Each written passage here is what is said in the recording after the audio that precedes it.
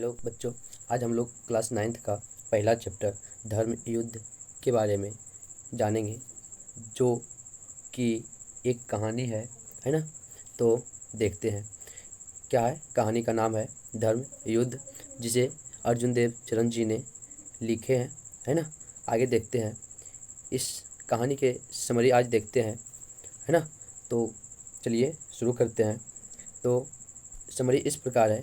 धर्म युद्ध is a story, है ना, राइटन बाय अर्जुन देव चरण, a teacher by profession who is basically a poet in this story.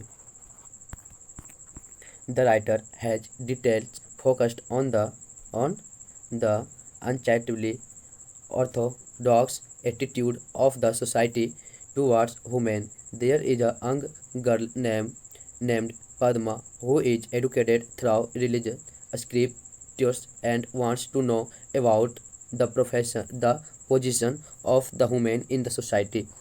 In the society, many kinds of questions. She asks many kinds of questions to her parents and teachers about the identity of a woman in the society. Padma asked to her mother why my father cares more for money than me. She asked her mother that the identity of a woman is only due to a man and she has no separate identity. Her father suggests her that you will learn it when you will get married, but she is not satisfied to her father's answer and wants to know if a girl does not marry or if her husband is dead, her life is hell for her.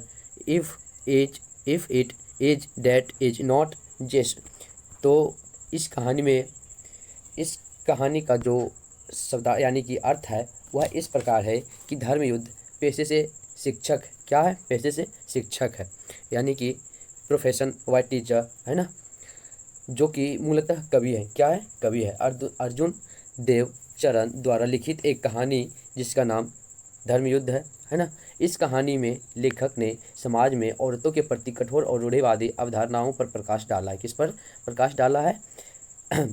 औरतों के प्रति कठोर और रूढ़िवादी अवधारणाओं पर, है ना।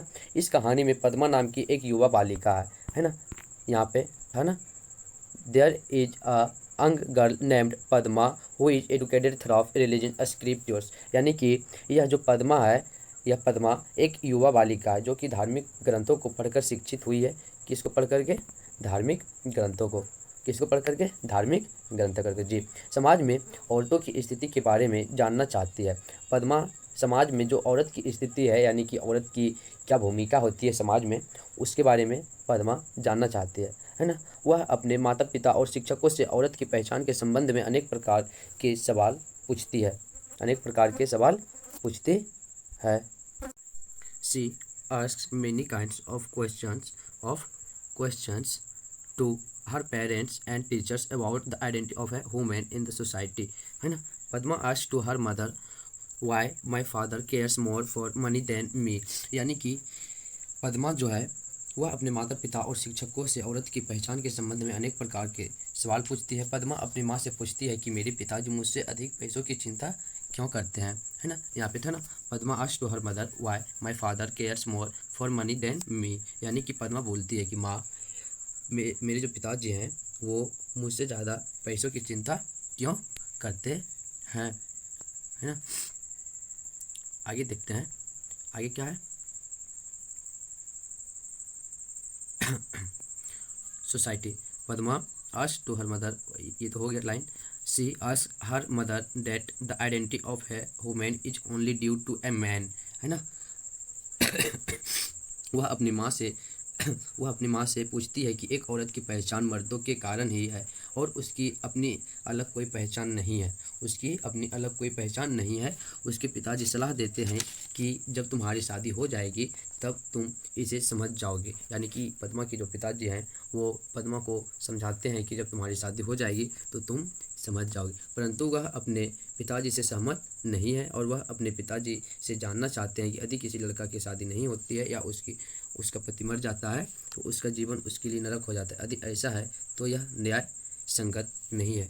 यानी कि पद्मा कहना चाहती है कि अगर किसी लड़की का शादी हुई है और उसका पति मर जाता है तो उसका जीवन नरक हो जाता है, लेकिन ऐसा न्याय नहीं है। तो ये चैप्टर हमारा पूरा हो गया है। Thanks for watching.